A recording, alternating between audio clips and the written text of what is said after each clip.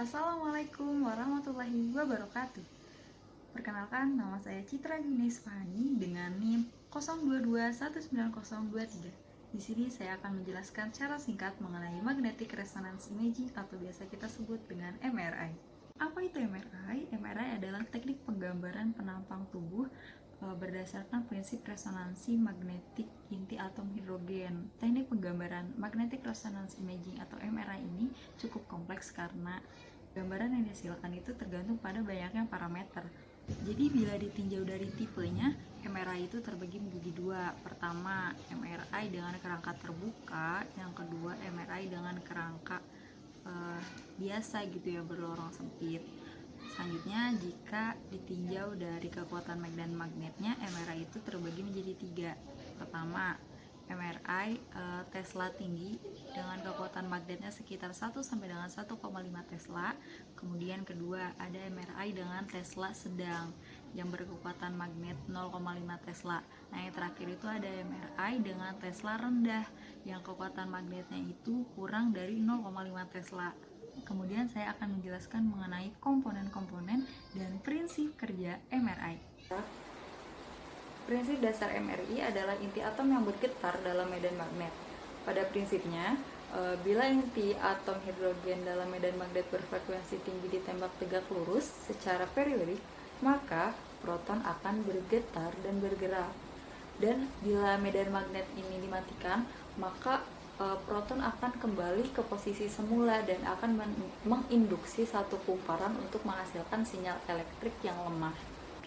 Jadi secara ringkas, proses terbentuknya citra MRI itu dapat digambarkan seperti ini. Bila tubuh pasien diposisikan dalam medan magnet yang kuat, inti-inti atom hidrogen dalam tubuh ini akan searah dan berotasi mengelilingi arah vektor dan medan magnet. Nah, bila signal frekuensi radio dipancarkan melalui tubuh, beberapa inti hidrogen akan menyerap energi dari frekuensi radio tersebut dan mengubah arah, dan atau dengan kata lain itu mengadakan resonansi.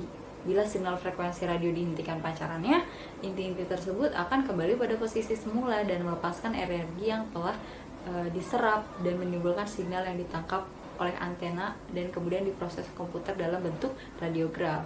Jadi secara garis besar ya, instrumen MRI itu terdiri dari pertama sistem magnet yang berfungsi membentuk medan magnet.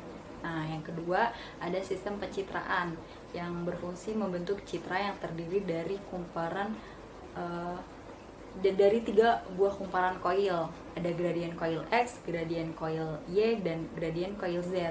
Kemudian ada sistem frekuensi radio yang berfungsi untuk membangkitkan dan memberi radiofrekuensi dan mendeteksi sinyal.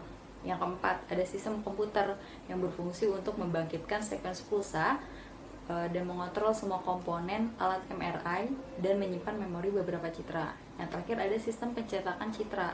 Nah, berfungsi untuk mencetak gambar pada film ronsen atau untuk menyimpan memori citranya itu. Oke, jadi yang pertama di sini ada patient table. Nah, patient table ini sebagai tempat tidur pasien yang akan membantu memposisikan dan memasukkan pasien ke dalam tubuh tabung scannernya ini. Itu. Nah, nanti penderita berbaring di tempat tidur yang dapat digerakkan ke dalam medan magnetnya ini. Bagian ini medan magnet. Yang kedua itu di sini ada pasien ya, keterangannya ada pasien. Kemudian kita memasuki ke bagian dalam. Ini ada bagian terdalamnya ini ada radio frekuensi. Sering disebut dengan RF coil, berfungsi sebagai energi tambahan yang berperan dalam pembentukan gambar. Nah, dia ini merupakan perangkat yang digunakan untuk mentransmisikan radiofrekuensi dan menangkap sinyal dari tubuh manusia. Gitu. Ada 2 di RF coil ini terdiri 2 coil pemancar dan coil penerima. Coil pemancarnya ini, nanti ada coil pemancarnya ini berfungsi untuk memancarkan gelombang radio pada inti yang terlokalisir sehingga terjadi eksitasi. Sedangkan coil yang penerimanya berfungsi untuk menerima sinyal output setelah proses eksitasi tadi yang terjadi. Nah, coil RF ini dirancang untuk sedekat mungkin dengan objek ya, dengan penderita, dengan objek, agar sinyal yang diterima ini memiliki amplitudo yang besar. Nah, kemudian kita memasuki komponen yang paling penting, yaitu magnetnya ini. Nah, yang ini magnetnya. Ini merupakan elemen penting yang berperan untuk menghasilkan medan magnet yang memberikan efek gerakan proton dalam tubuh yang nantinya akan membentuk gambar. Nah, MRI ini harus memiliki kuat medan magnet yang sangat tinggi untuk dapat mempengaruhi proton-proton hidrogen pada tubuh manusia. Sehingga untuk menghasilkan kuat medan magnet, maka kondisi kumparan harus berada pada suhu yang sangat dingin sehingga kumparan memiliki nilai resistansi 0. Kemudian diberi tegangan yang relatif rendah, sudah bisa mengalirkan arus yang besar yang cukup dan membangkitkan kuat medan magnet yang besar. Kemudian ada beberapa macam magnet yang sering digunakan pada MRI.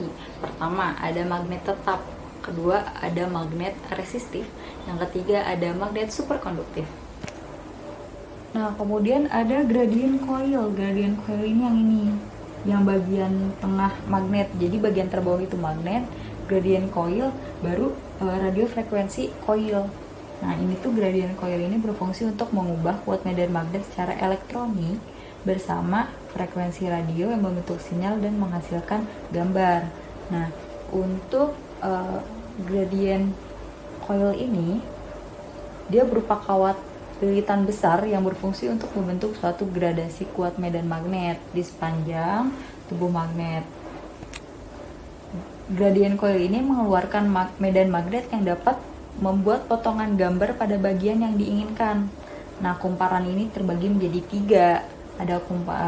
Ada gradient coil X, gradient coil Y, dan gradient coil Z.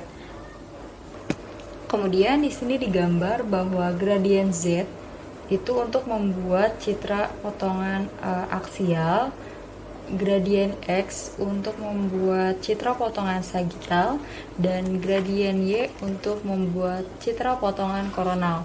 Nah, bila gradient X, Y, dan Z itu bekerja secara bersamaan, maka akan terbentuk potongan oblik. Sistem komputer ini berfungsi untuk membangkitkan sekuens pulsa, mengontrol semua komponen alat MRI, dan menyimpan memori beberapa citra. Tadi yang merupakan komponen-komponen yang terdapat dalam alat MRI. Jadi sekilas saja apa sih perbedaan CT scan dengan MRI? Padahal kelihatan tuh sama gitu bentuknya. Jadi secara garis besarnya saja bahwa MRI ini kan memanfaatkan gelombang elektromagnetik berupa gelombang radio. Nah, sedangkan bahwa CT scan ini menggunakan sinar X.